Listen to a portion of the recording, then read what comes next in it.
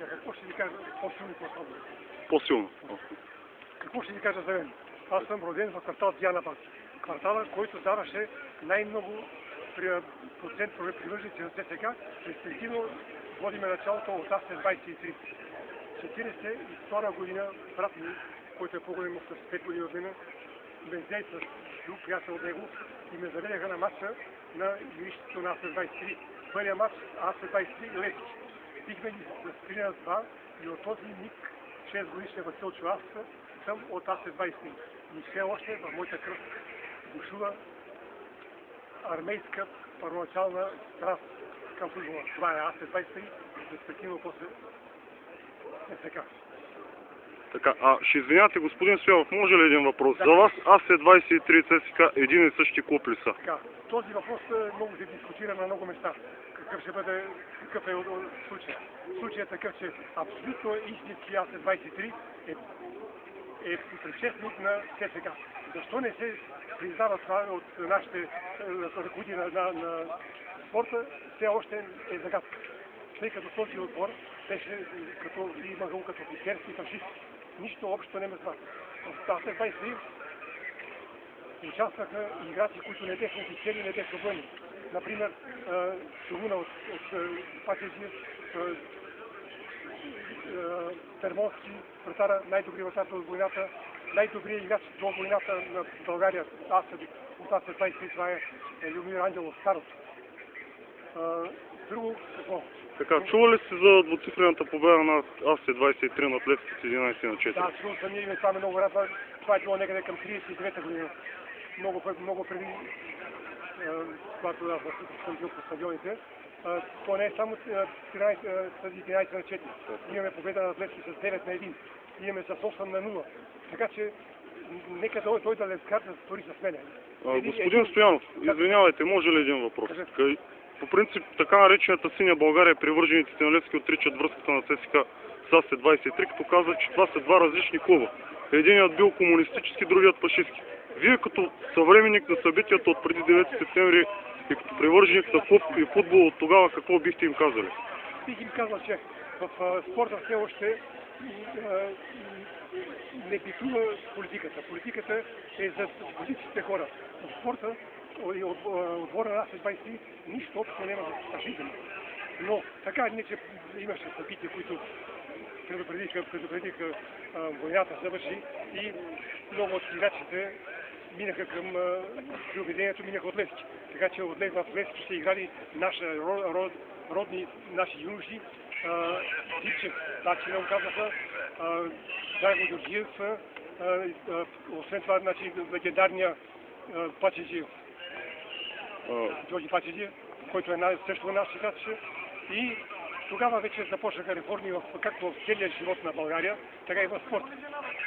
Некои отбори се обединиха, други изчезнаха. Какво да кажем за Ф-14, един симпатичен клуб за Шипка, за спортник.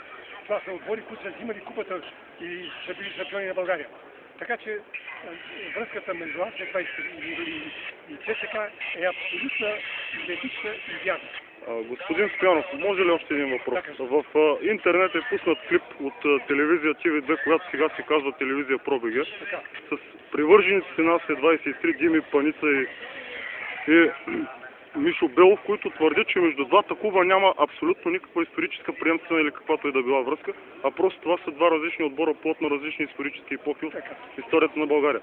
Като привърженик на АС-23, какъв е вашия коментар относно въпроса? Бих казал, че не е лошо, нека си тия, които се говори по телевизията, така да направите вие като журналист, да ме изпратите мен по телевизията, да им отговоря аз на тия момчета, паница ли са, лъжители са, да им докажа аз какво значи АС-23, какво значи да си закърмен на игрището на АС-23.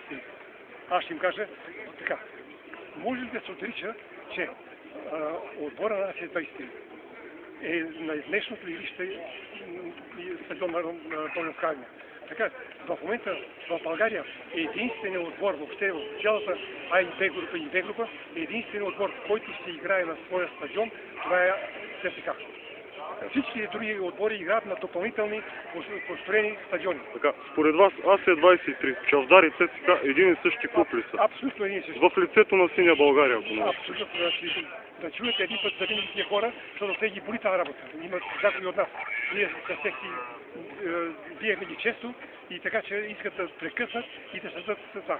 Но и нашата любима ЦСКА не се предава. Като съвременник на офицерския спортен клуб и като жив човек присъствал на мачовете на този клуб. Да.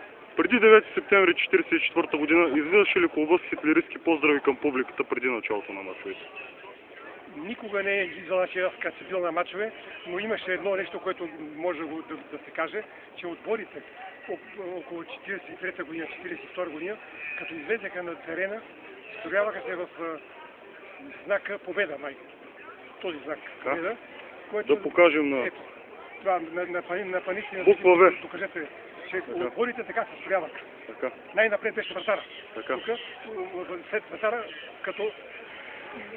Това е победата, как е? Да. Хитлеристки знак. Да, знака на Хитлер. Да. Така че, но поздрави към... И даже аз не знам тия хора да... Вие като привърженик на АС-23 сега, като ЦСКА, възприемате ли ги тези хора като привърженици на офицерския спортен клуб? Кои са въпроси? За Дими Паница и Мишо Белов. Никога. Тия нямат нищо общо с офицерски клуб, нито сега. Това са някакви измети, които са от народната власт, така наречената народна власт. Тя е отречена, които са били от народната власт. Нещо... Имат нещо, което не са доволни от някои порядки на комунистическия режим. Така. Беше ли репресиран Левски преди 89-та година? 80? Абсолютно не. Не. Тъй като тя е дълга историята, че ако почна да ви говоря. Левски имаше в лицето още на Цола Драгойчева. Левски е първият държавен отбор, който взима субсидии от държавата. Това е още, че той се казваше тогава ПСК Левски. Пощенски спортен клуб Левски, който отбор се спонсорираше и се издържаше от пощите. А на пощите беше председател Цола Драгойчева. След това да не говорим за Борис Велчев, за такива други... Господин Смянов, последен въпрос. Да.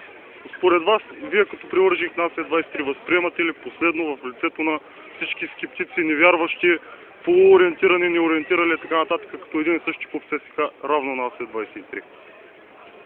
Да приемем тегната теза? Да. Абсолютно отричам. И затова ви казвам още веднъж. Не е лошо да ми се даде трибуна един път за винаги, аз да им запуша устата на деката. Така. Значи, вие казвате ЦСКА е АС-23. Аз абсолютно. И сега, друго имам едно предложение към нашето ръководство, към нашите привърженици всичко. Да, така или иначе, нашия ЦСКА сега е добил гражданство и световна известност, европейска, световна, всекаква. Крайно време нашия стадион да си има името АС-23 и това ще бъде в полза на продължението от АС към ЦСКА. Така. Сега да ви снимаме. Благодарим ви за интервюто. Жив и здрав. Успех на матча. Малко вълнувам, така, но все пак